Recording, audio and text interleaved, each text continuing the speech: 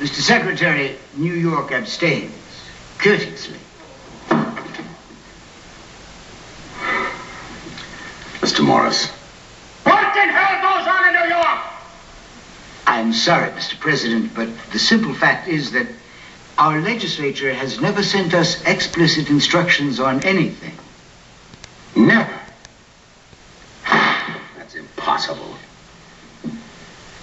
Mr. President, have you ever been present at a meeting of the New York legislature? They speak very fast and very loud, and nobody listens to anybody else, with the result that nothing ever gets done. I beg the Congress's pardon. My sympathies, Mr. Morris. There we go. So how would you create...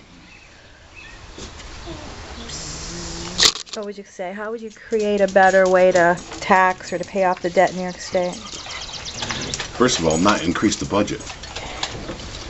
If you can take in a little more money in taxes than what you had been taking, and if you don't increase your debt, you're going to pay off your balance eventually.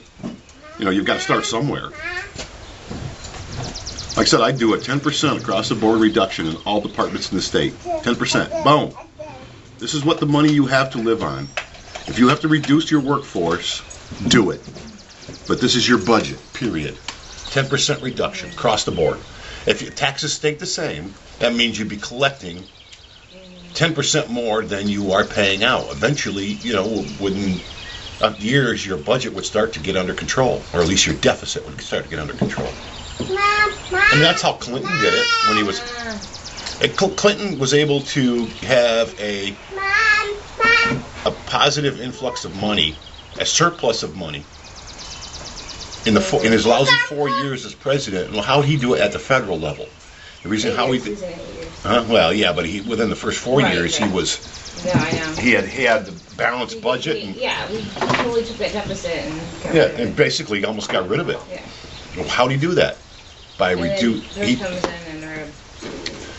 Well, you know, the problem is that, you know, he did it off the back of defense, national security. He cut all those budgets, right? That's how Clinton managed to do it. Well, that's not the Republican way. Republican way is to cut social programs and have strong defense. And Bush cut in the middle of the war, you cut freaking the BRAC, their base realignment, cut all that stuff. No, but he didn't. Congress did. Problem is, you forget that Congress was controlled by the Democrats. In his last 4 years as president, he didn't have his way because Congress was controlled by the Democrats. And they're all guilty. Okay, I'm not saying Republicans aren't guilty. They're all guilty.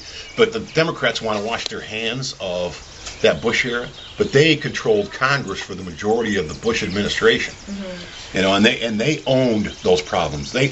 Congress is what sets the budget. Congress is what approves the budget. All the president can do is veto it. Mm-hmm. You know? How do you feel about unions? Do you think we should cut back? I think. You said something about them being too fat.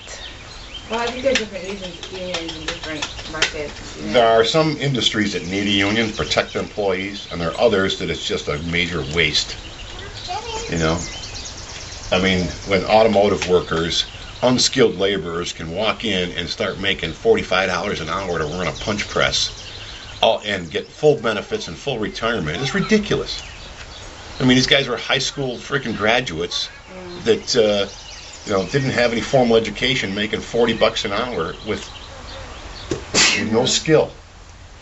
You know, and then they wonder why the automotive industry went belly up. You know, but I mean, it wasn't just all labor that was greedy. I mean, the executives were greedy too, and giving themselves multi-million-dollar bonuses and stock options when their companies weren't even making a profit. You know. And it's just like a lot of the industries, even the financial district, you know, how these banks that were in trouble and losing money, yet their executives were getting bonuses. It's ridiculous. And they were saying, oh, we have to still give them because it was in the contract that we had signed with executives. Baloney. Why would you sign a contract that didn't tie to profits anyways? You know? There you go. Just leave it on. Mr. President, Mr. Morris? to hell with New York.